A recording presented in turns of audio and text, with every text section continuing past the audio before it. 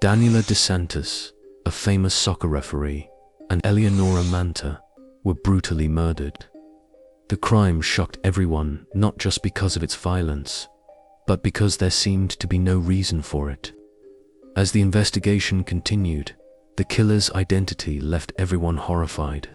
Beneath an innocent, angelic appearance was someone capable of terrible cruelty. Even more terrifying, the killer showed no regret, only a twisted desire to kill again. This shocking crime left a lasting mark, not only for its senselessness, but for the cold planning behind it and the killer's terrifying plan to kill again. It serves as a grim reminder that appearances can never fully reveal a person's true nature. Danelle DeSantis, born in 1987 in the Italian city of Lecce, was the oldest of 3 siblings in a close-knit, comfortable family. From a young age, he built strong, trusting relationships with his 2 younger sisters. Sports were central to Danelle's life, with soccer becoming his obsession early on. After high school, he enrolled in a top Italian university, where he studied law, graduating in 2009. At the same time, Danelle started building a career as a soccer referee, becoming an assistant referee in 2017. Danelle made his debut as the 4th official in a match between Pisa and Benevento. Over the years, his relentless effort earned him a spot in Serie C and B matches, overseeing more than 130 games. Known for his charismatic personality and athletic build, Danelle's presence on the field became iconic. His career had brought him success and a future full of promise, or so it seemed. He had big plans and was determined to climb even higher in his profession. Danelle's life outside the field was just as fulfilling. He was in a loving relationship with Eleonora Manta, a charming woman 3 years younger than him. They planned to marry soon. Eleonora, born in Milan in 1990, had a challenging childhood. Raised by her mother after her parents divorced, she grew up with 2 older twin brothers. Her father remarried and became distant, leaving her mother to raise them alone. From a young age, Eleonora threw herself into sports and dance. These shared interests brought her and Danelle together in 2019, where their instant connection soon turned into a romantic relationship. Friends and family described Danelle and Eleonora as a beautiful, harmonious couple who seemed perfect together. Those close to them said they never argued and trusted each other completely. Eleonora had long dreamed of earning a law degree, and in 2020, she earned a spot to study law and international relations at university. Excited by the opportunity, she eagerly dove into her studies that September. By the summer of 2020, the couple decided to move in together, choosing Danelle's spacious apartment in a modern, prestigious complex. At the time, he had rented a room to a medical student in need of temporary housing. The transition went smoothly, with Eleonora gradually moving her belongings into Danelle's home. By September 2020, everything seemed perfect for Danelle and Eleonora. Danelle's former tenant had moved out, Eleonora's things were in place, and the couple was ready to start their life together. They were also busy planning their wedding, set to be the happiest day of their lives. Danelle was scheduled to officiate an Italian Cup match on September 23rd, but tragically, he would not live to see that day. On the evening of September 21st, the couple celebrated Eleonora's move with a quiet, romantic dinner. Around 9:45 p.m., the calm was shattered by chilling screams and sounds of a violent struggle. Neighbors, alarmed by the noise, heard it persist for nearly 10 minutes. During that time, almost a dozen calls were made to emergency services, many of them reporting what sounded like a brutal attack. None of them realized how horrifyingly accurate their calls were. Shortly after 10 p.m., a 12-year-old boy walking his dog across the street saw something that would haunt him forever.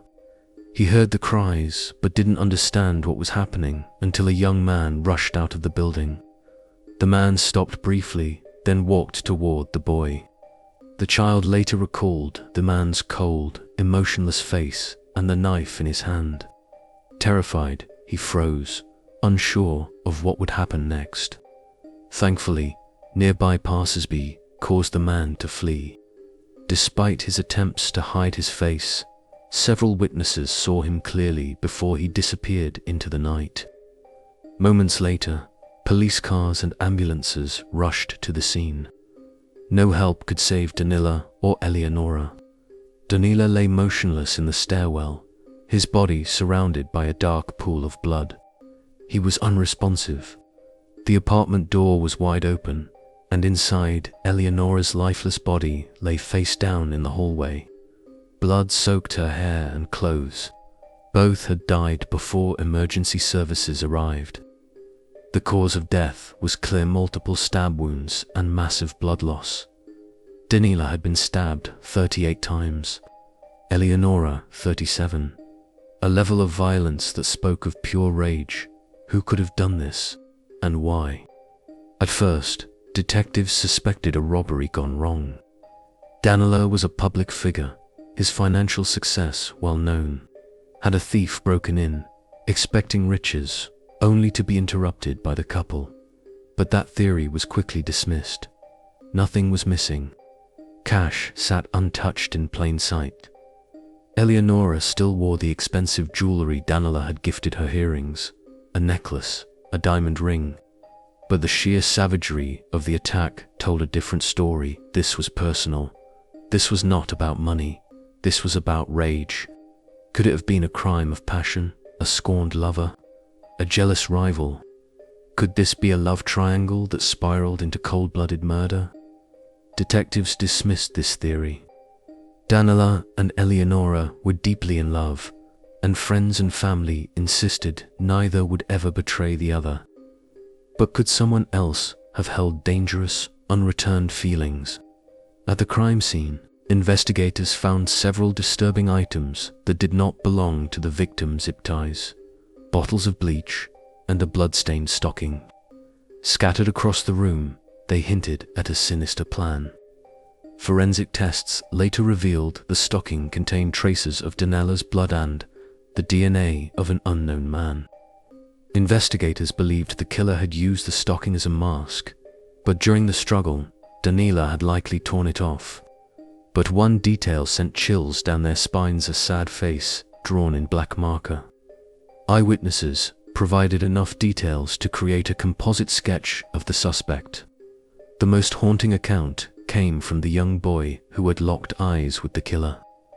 Detectives worried the boy's account might not be reliable.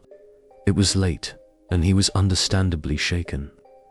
He remembered details about the suspect's clothing and the backpack he carried. But the sketch led nowhere, at least, not yet. As detectives spoke to witnesses, some recalled Eleonora's desperate cries, begging someone to stop. She screamed a namondre over and over. This was the first real lead. Detectives searched for every Andrea connected to the couple, hoping one name would reveal the truth. One stood out: Andrea Formati, an old acquaintance from Eleonora's teenage years. They lived in different cities and rarely spoke, but they followed each other on social media. Could he have secretly loved Eleonora and, upon learning of her engagement, snapped, "If I can't have you, no one can"? Detectives wasted no time. Andrea was tracked down and taken in for questioning. He was horrified by Eleonora's murder, but even more stunned to be a suspect. Andrea Formati was quickly ruled out. On the night of the crime, he was miles away in Rome. His alibi was airtight: multiple witnesses and security footage proved it. With Formati cleared, detectives turned to another Andrea Martinelli, a longtime friend of Danelle. Could he have secretly loved Eleonora and resented Danelle for it? Suspicion grew when phone records showed Martinelli had called Danelle just 3 hours before the murders. Was it just a friendly call or the start of something far more sinister? This was no random act of violence, it was meticulously planned. The killer had mapped out every step from breaking in to covering their tracks. But something had gone terribly wrong. The plan suggested control, yet what followed was a frenzy of bloodshed. Did the killer lose control? Or did the couple fight back harder than expected? Armed with this new evidence, detectives refocused their search. The murderer was methodical, calculating, dangerously precise. But even the most careful killers slip up, leaving behind a note and a stocking with DNA. Now, it was only a matter of time before detectives unmasked them. But as detectives read further, the tone of his writing grew darker. His words revealed an increasing sense of alienation, resentment, and rage. He wrote about feeling invisible, about the crushing loneliness that consumed him. He resented those who had what he could never seem to grasp, of companionship and happiness. His entries were filled with bitterness toward couples, especially those who seemed perfect together. He described their joy as a mockery of his suffering. One particular passage stood out. They smile, they hold hands, they whisper sweet words to each other. They do not see me, they never see me, but I see them. And soon, they will feel what I feel. With this newfound evidence, investigators finally understood Antonio DeMarco's motive. It was not personal, it was existential. He had not killed out of jealousy over a lost love or personal betrayal. He had murdered because he could not stand to witness a happiness he believed he would never have. Antonio had chosen Danelle and Eleonora not because of any past grudge, but because they represented everything he lacked: loving relationship, a bright future, and a life filled with promise. It was the ultimate act of resentment, an attempt to destroy what he could never attain. However, he struggled to connect with others and often felt lost in social situations. While attending university, Antonio lived with his mother until he found an advertisement for a reasonably priced room for rent. Danelle's apartment was conveniently close to the university, so Antonio quickly responded to the listing. He became a quiet, responsible tenant, always paying rent on time and never causing trouble. From his journal entries, it seemed Antonio once saw Danelle as a potential friend. However, the dynamic changed with Eleonora's arrival. The couple spent more time together, and she often stayed overnight. When they decided to live together permanently, Danelle politely asked Antonio to move out. Antonio took it as a deep personal insult, but hid his resentment. He told Danelle he had already planned to find a place closer to the hospital where he was interning. Danelle gave him ample time to relocate, but the longer Antonio stayed, the more his bitterness toward the couple grew. His journal soon took a darker turn. He began writing in disturbing detail about harming the couple, even describing acts of torment. In court, he later claimed these entries were just a way to vent his anger to keep himself from acting on it. However, Antonio's fantasies only grew darker, morphing into a calculated plan. After moving out, his journal became disturbingly methodical, step-step instructions, detailing exactly what he would do to Danelle and Eleonora. Before leaving, he had secretly made an extra copy of the apartment key. He never returned it. His writings revealed a deep hatred for the couple, though no clear motive emerged, don't lead a chilling desire to make them suffer. He planned meticulously, ensuring he left no evidence behind. Investigators found no fingerprints at the scene. Antonio had taken extra precautions, coating his fingers with glue and wearing gloves for added security. On the night of the attack, he dressed inconspicuously and concealed his face with a nylon stocking. In his backpack, he carried a change of clothes, bleach to erase traces of his presence, and zip ties meant for prolonged torment. His obsession had fully taken shape, no longer a fantasy, but a grim reality. Antonio had mapped out escape routes to avoid surveillance cameras. Arriving at the apartment, he sat beneath the windows, listening for any voices beyond the couples. Assured they were alone, he slipped inside, climbed to the second floor, and stood motionless outside their door. He listened again. Then, with eerie calm, he took out the spare key, slid it into the lock, and turned it. Antonio caught Danelle and Eleonora off guard as they were having dinner. Daniel, surprised by the intrusion, asked who he was, what he wanted, and how he had gotten inside. Antonio did not respond. When Danelle stood abruptly to confront him and force him out, Antonio stabbed him multiple times in the chest and abdomen.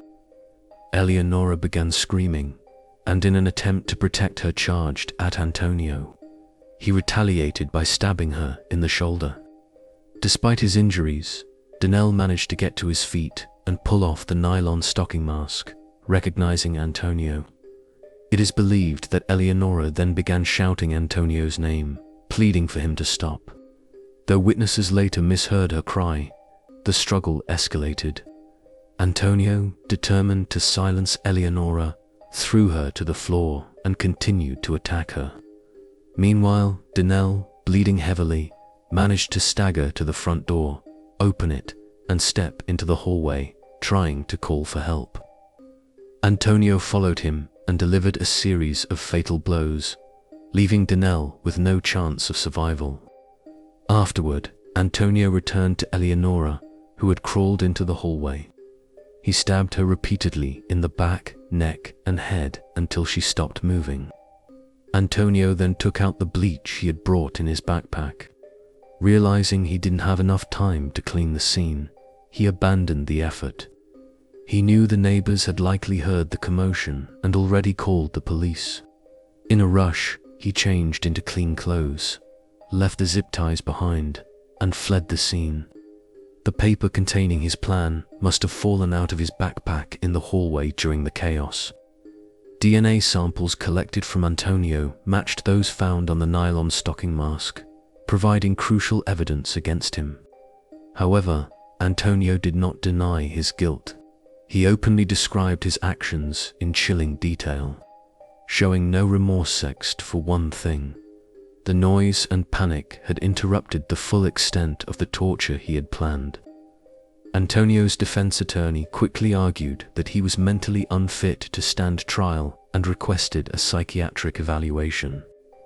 The evaluation concluded that Antonio was fully aware of his actions at the time of the crime. The investigation revealed that the attack had been meticulously planned, and Antonio showed no remorse for what he had done. When asked why he had developed such hatred for Danelle and Eleonora, Antonio calmly responded, "They were too happy, and it made me furious." He also admitted that he had intended to torment his victims, but the situation did not go as planned. During the trial, the prosecution questioned Antonio about the peculiar sad face drawn on the nylon stocking he had used as a mask. He explained that he had meant to draw the same symbol in the victim's blood as his signature.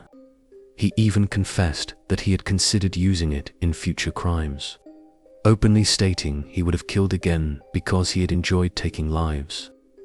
On June 7, 2021, Antonio DeMarco was found guilty of premeditated double homicide with exceptional cruelty. The court determined he was a significant threat, capable of committing similar crimes again. Antonio was sentenced to life in prison without the possibility of parole.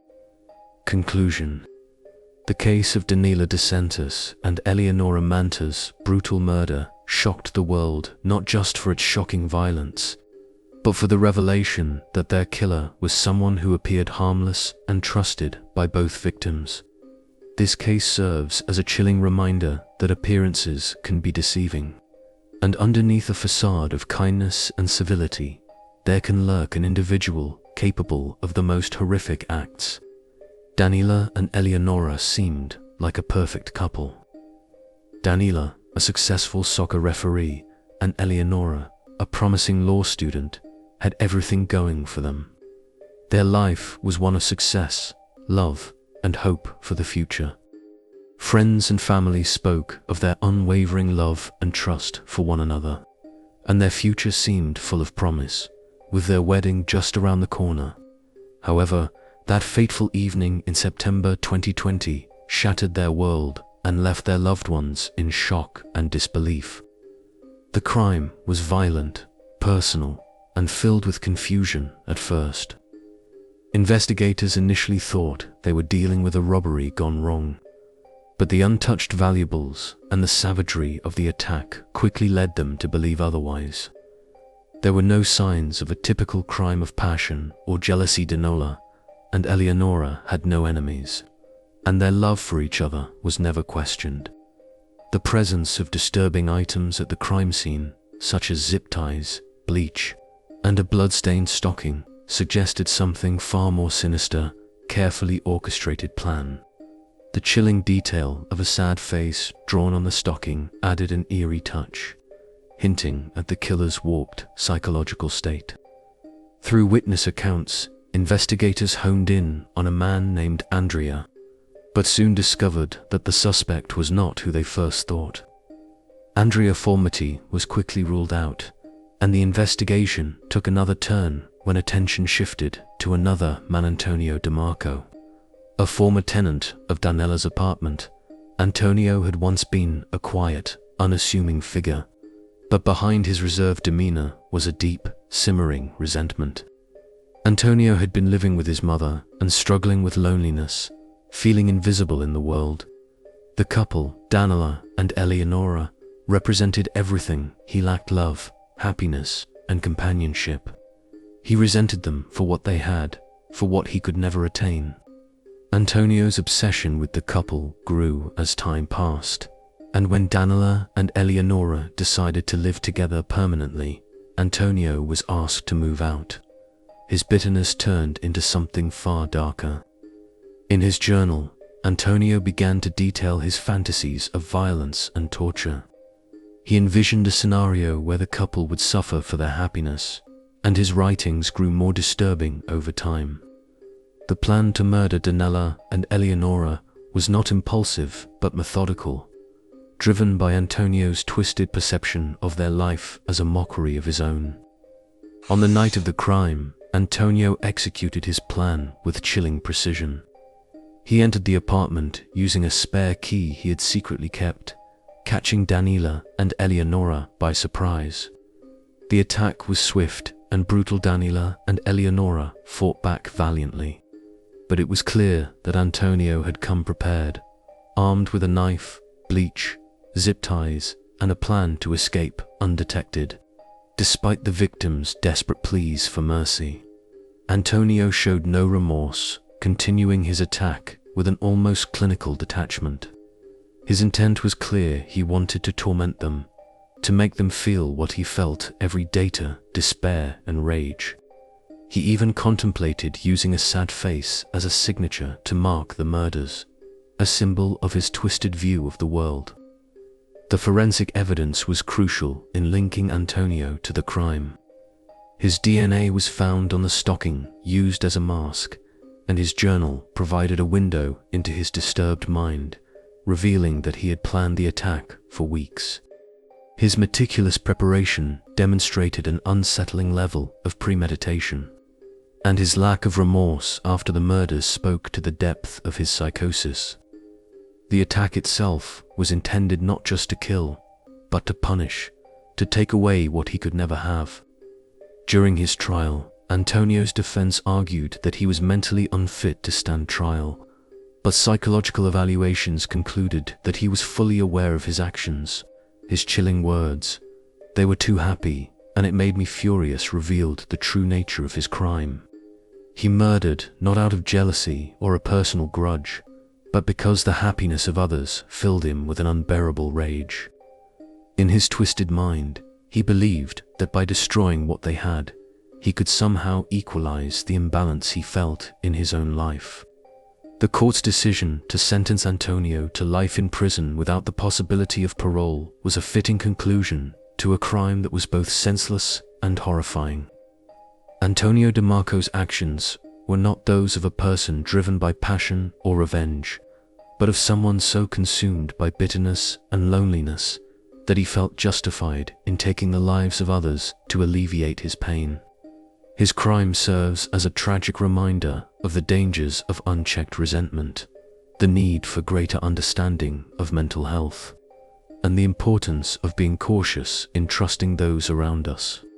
The murder of Danelle and Eleonora was not just a crime of violence, it was an act of desperation. A moment when a man who felt invisible in the world tried to make himself seen by committing an unspeakable act. It serves as a warning of the darkness that can exist within those who hide behind a facade of normalcy. And it highlights the importance of looking beyond appearances to truly understand the people around us. In the end, this case raises more questions than answers. How did Antonio fall so deeply into his feelings of resentment and alienation? What could have been done to prevent this tragedy? Could Danelle and Eleonora have sensed the danger, or was their trust in their former tenant misplaced? While the answers may never be fully clear, the story of their deaths serves as a chilling reminder of the dangers that can arise when trust is placed in the wrong hands. Antonio's actions have forever altered the lives of those who knew and loved Danelle and Eleonora, leaving a legacy of pain and loss that will never be forgotten. Thanks for watching, and please subscribe the channel to support me.